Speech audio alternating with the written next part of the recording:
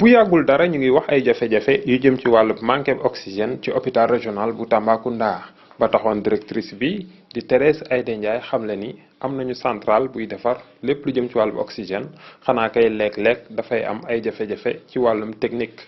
li am ba des nag mooy hôpital régional bu Tambacounda saa su ne dañuy dégg am na ay gàllankoor ci wàllum plateau technique bi mu jot nag ñu gën leen a fàttaliku ndaxte dafa nekk benn hôpital boo xam ne dafa nekk ci dëkku Sélé ba yoon. ngi toppatoo maladie ñu ngi leen di defal ñu ngi leen di dimbale mais yàlla moom même boo joxee nit ki wàlluwaayam moom defe naa dara du doy de na ñuy gën a yokk souvent day gën a attiré parce que hôpital day fees 24 heures ci 24 heures. ñoom ñëpp baax na dafa am yurmeen dafa toppatoo malade bu baax. ci réew yi nu wër muy ci Mali ci Guinée wala ci Gambie am na ñuy rawale di indi fii ci hôpital régional bu Tambacounda.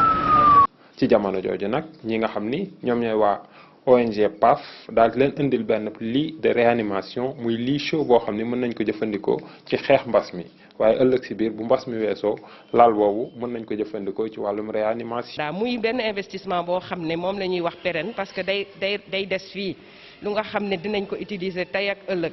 donc muy liggéey bu nga xam ne amoon na solo ñun ñu def ko Fondation Bayer ànd seeg ñun parce que xam nañ ne suñu hôpitaux yi soxla nañu lu bëri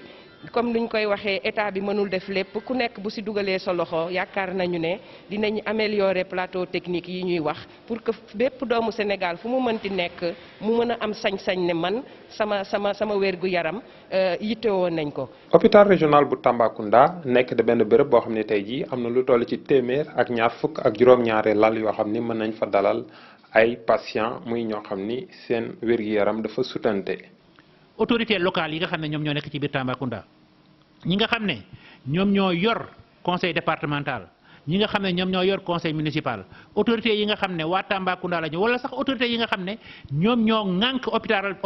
hôpital yi au niveau du ministère de la santé ñu dugal seen loxo bu baax a baax ci fonctionnement hôpital régional Tamba parce que hôpital régional Tamba hôpital sous régional la dëkk yëpp ñoom ñoo fi ñëw te côté yi dafa bëri ay accident bu dee nag bëgg nañu évacuation yi ñu wàññi leen bu baax a baax il faut que yenn spécialistes yi ñu nangu ñëw Tambacounda te bu ñu ñëwee Tambacounda les collectivités locales dugal ci seen loxo pour ñu mën a nangu toog Tambacounda parce que c'est extrêmement important.